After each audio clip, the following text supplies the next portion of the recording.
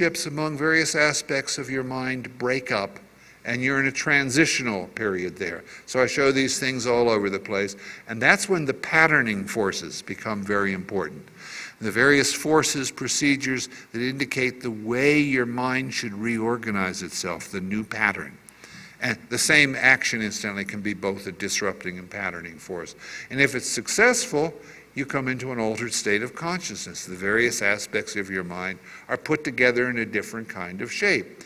You may need to keep applying some of those patterning forces to hold it together, or it might eventually get very stable. All right, that's how we induce an altered state of consciousness. Another way to express this is one of my favorite cartoons. Ed May used this yesterday.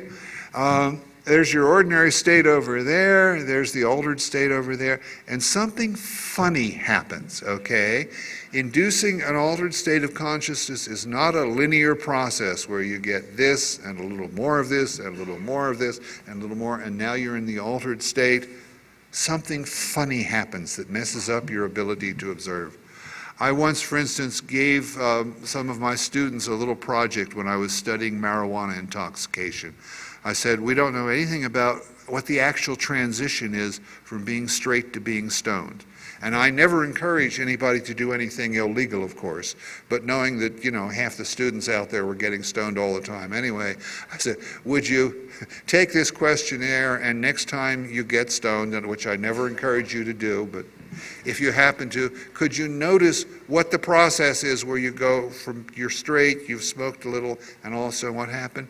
And the universal result I got back was, gosh, I don't know. I was straight one minute and I was stoned the next. A miracle occurred in the middle there. Okay, so basic Buddhist practices talk about realizing through meditation, through insight, three primary characteristics of reality.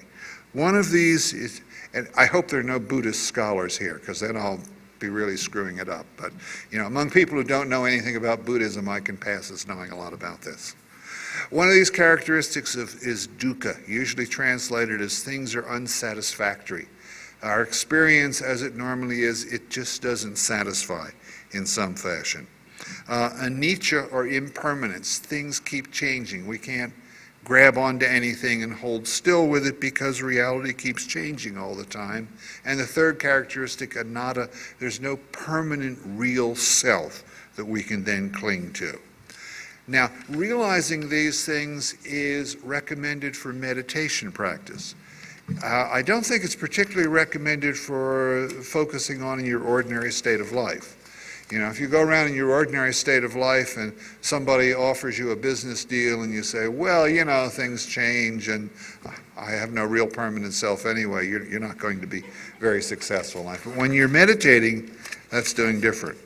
Okay, when I apply the systems approach to it, I would say that in our ordinary state of consciousness, we're deliberately, although largely implicitly, doing the opposite of these three things. We're doing anti-anatta, for instance. It's not that we want to realize that there's no permanent self. It's that we say, I got a self that's centered in this physical body here, and I want to take good care of this physical body because it doesn't like to get hurt. A sort of anti-anatta practice, as it were. We look for satisfaction, again, largely within this body. We don't want to say nothing satisfies. That's sort of depressing, I'm going to order cream cheese for dessert, and I want to really enjoy that particular thing. And we strive for as much permanence as we can get. We know we can't freeze the world, but, we can sign a contract that has penalty clauses if the other person doesn't perform, and that's liable to make things go in a certain way.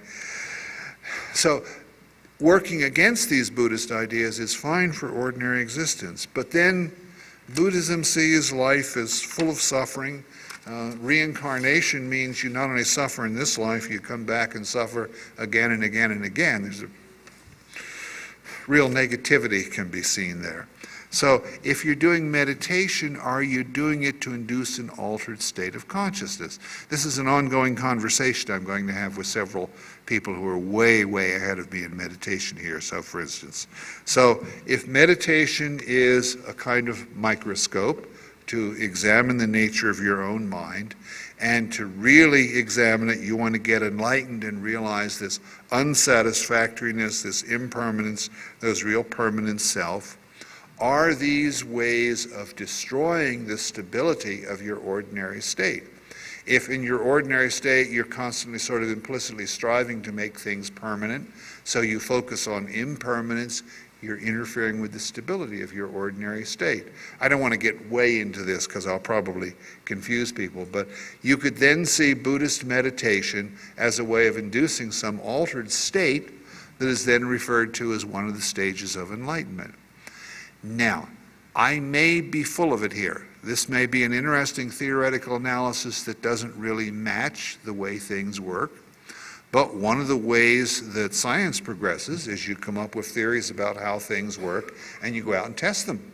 And if they work, you then continue to develop the theory. If they don't work, you come up with new theories. Okay, but it's an example. Now, I've made you think seriously for an awful long time, so let me just mention some obstacles to developing an experience-based spirituality, and then I want to bring this to a close. There are lots of unacknowledged investments in dismissive materiality, in dismissive materialism, for instance, that make us not want to get rid of it. For instance, if life is just an accident with no particular meaning, if we're just electrochemical machines, then why shouldn't I exploit you for my own gain? You're just a machine. You don't have to think that way, but it's easy to think that way.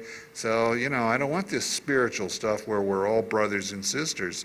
That might make it very uncomfortable to exploit you. There are investment in ongoing power structures that don't like the idea of an evidence-based thing, of questioning what we already believe. I'm the high muckety-muck of the church of so-and-so. I don't want anybody checking whether that's really accurate or not. Then, of course, there's plain old human arrogance. I already know everything. It's kind of neat to feel like you already know everything as compared to feeling like you're ignorant. That's an obstacle to wanting to test all these things. There's plain old insecurity. There's a lot of ways in which our particular religious or spiritual belief system makes us feel like, I'm safe. If I question any of those, I might not be safe anymore. I'm not sure I want to do that kind of thing.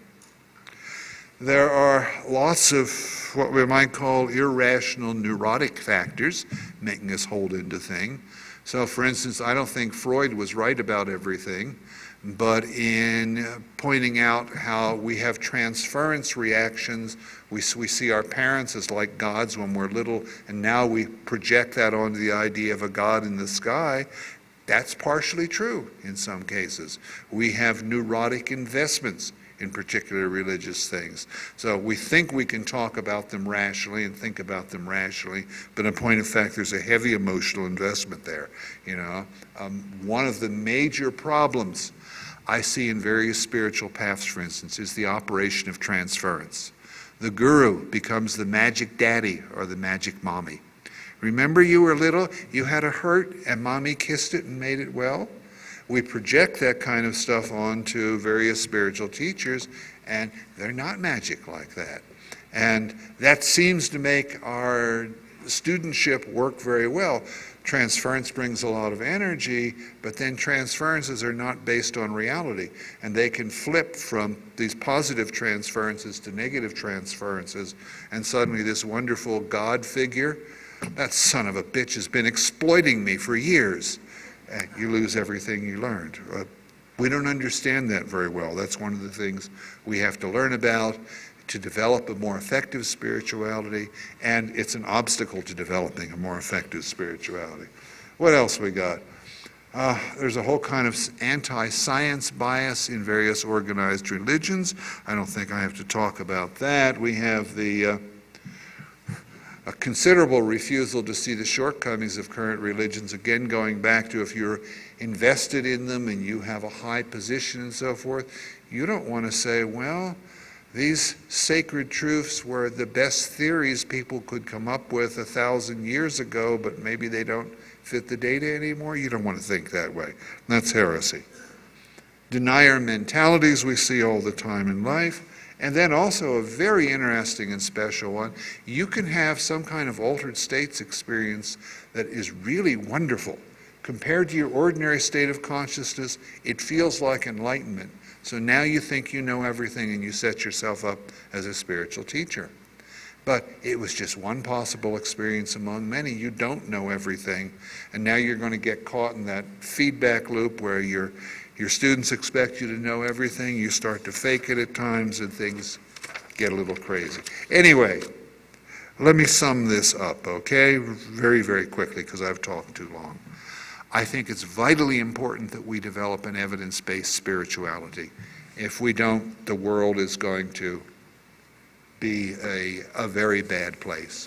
We can develop this using our rational, scientific, scholarly abilities as much as possible, but we have to stay open to the spiritual side of things, which may have their own agenda here. There will be resistances to doing that sort of thing. I don't want to summarize all the stuff I talked about, and I've given you a few examples of possible ways we can begin to refine some of our ideas about spirituality, some of the ways it might work.